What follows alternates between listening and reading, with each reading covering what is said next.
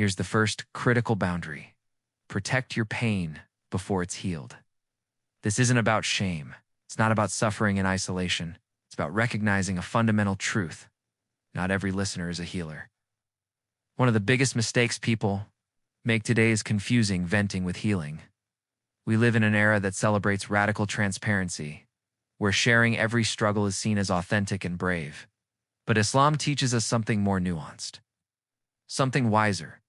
When we speak about wounds that are still open to people who lack wisdom, sincerity, or the ability to truly help, we don't find relief. We walk away heavier. We've exposed our vulnerability. Without receiving healing in return, the Prophet Muhammad taught us something profound. Allah loves to conceal. He covers people's weaknesses, their struggles, their moments of vulnerability. When God Himself chooses to conceal something, it's not an invitation for us to casually expose it. Some struggles need prayer before discussion. Some pain needs prostration before conversation. Some wounds need time alone with Allah before they're ever handed to other people.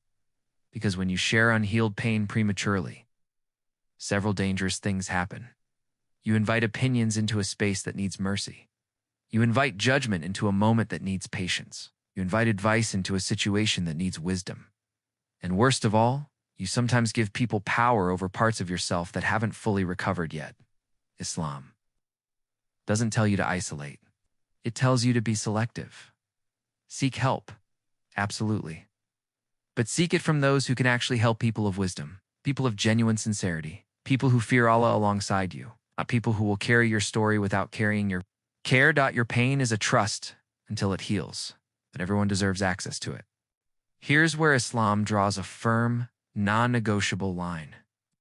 If someone trusted you with their weakness, their mistake, their private moment, it was never yours to pass around, not to get it off your chest, not to explain yourself, not even to people you're extremely close to, because the moment a secret leaves the mouth it was entrusted to, it stops being information and becomes betrayal. The Prophet Muhammad was crystal clear about this. Whoever conceals the fault of a Muslim, Allah will conceal his faults on the day of judgment. This isn't a minor teaching. This is profound spiritual protection. We live in a time where people justify exposure with pleasant-sounding words. I was just being honest. I needed to vent. Ow! I wasn't trying to hurt them. But Islam doesn't measure actions by intention alone. It measures them by impact. When you share someone's private struggle, you damage their dignity. When you repeat their mistake, you extend their humiliation. And when you normalize talking about people behind their backs, you create a habit that will eventually turn on you too.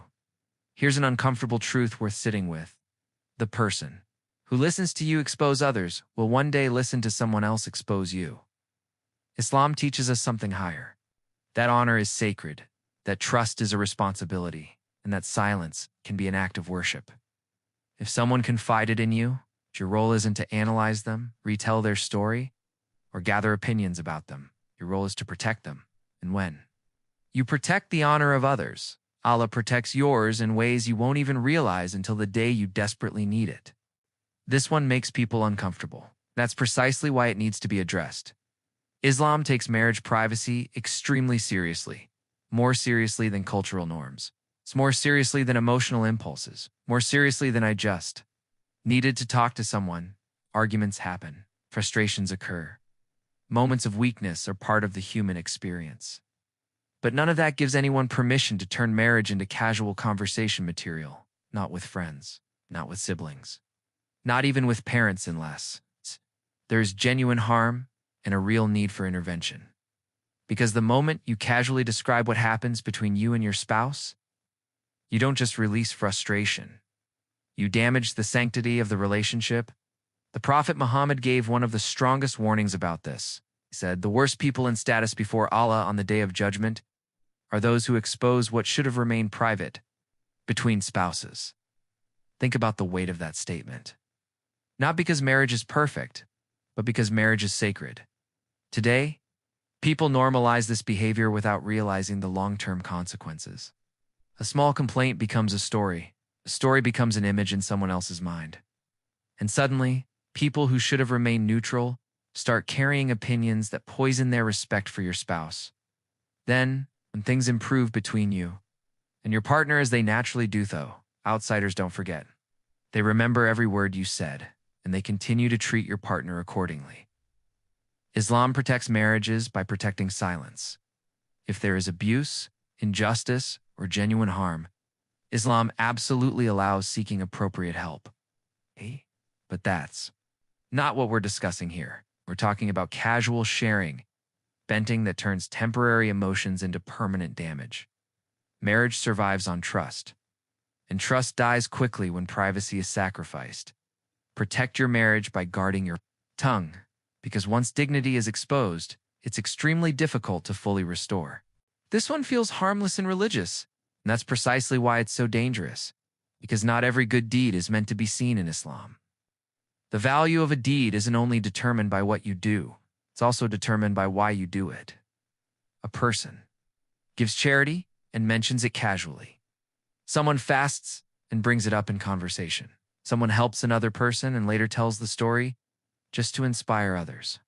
And slowly, without realizing it, the audience becomes more important than Allah. The Prophet Muhammad warned us about this very clearly. He taught that deeds performed for people's attention lose their spiritual weight with Allah if the deed itself was objectively good. This isn't about never speaking of good actions. Islam allows it when there's a clear need to teach, to encourage, to clarify a religious ruling. But let's be brutally honest with ourselves. Most of the time, we don't speak to teach. We speak to be seen, and sincerity is fragile. A deed that was once pure can become spiritually compromised the moment validation enters the room. Praise starts to matter. Reactions start to matter. Recognition starts to matter. And suddenly, the heart is no longer asking, "Did Allah accept this?" Asking, "Did they notice?" Islam protects you from this spiritual trap by teaching quiet worship, by encouraging acts that no one applauds, by reminding you that the deeds Allah loves most are often the ones no one ever finds out about, because what is hidden is harder to corrupt. So if Allah gave you the ability to do good, protect that gift. Let your charity stay between you and Him. Let your extra worship remain private. Let your kindness be unseen whenever possible. Because on the day when all deeds are revealed, you'll wish more of them were done with no witnesses except Allah. This final point is often misunderstood, so let's establish clarity from the start. Islam does not tell you to be ashamed of Allah's blessings, doesn't tell you to live in constant fear of other people. What Islam teaches is modesty and the protection of barakah, divine blessing, because the moment blessings are spoken about carelessly, they stop being expressions of gratitude and start becoming sources of comparison. A salary increase gets mentioned casually. A new opportunity gets announced too early. A comfortable lifestyle gets displayed openly, and suddenly, the atmosphere in the room shifts, feels different. Here's a reality we need to acknowledge. Not everyone who hears about your blessings is genuinely happy for you. Not everyone who smiles is making sincere prayers for your continued success. And not every heart processes others' good fortune with purity. The Prophet Muhammad taught us a powerful principle.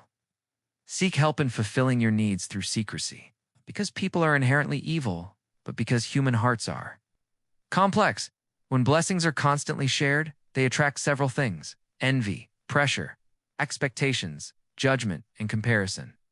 And sometimes, without even realizing it, begin living for people's reactions instead of Allah's pleasure.